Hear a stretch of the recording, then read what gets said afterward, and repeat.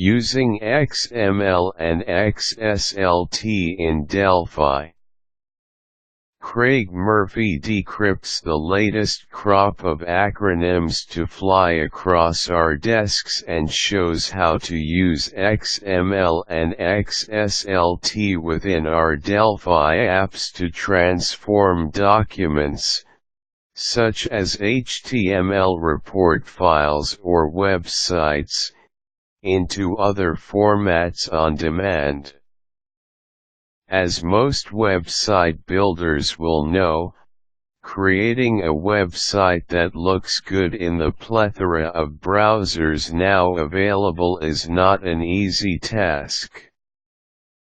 Frequently we find ourselves maintaining two, or more, versions of our sites, one for Internet Explorer, the other for Netscape.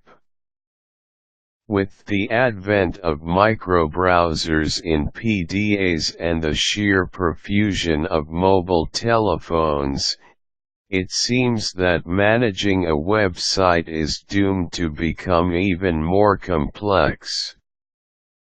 Thankfully, combining XML and XSLT offers light at the end of the tunnel.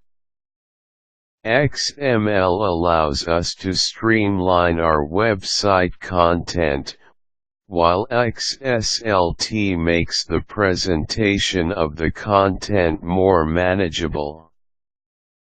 Equally, we're all used to deploying our traditional applications with a collection of reports. Some of these reports will be standard, some defined by the customer, but they all require some sort of reporting engine. When changes to those reports are required, often a new executable is built and deployed. XML and XSLT can help us alleviate this requirement. After all, it is much easier to deploy XSLT files, there's no recompile required and they are nothing more than plain text files. Click here for the full article.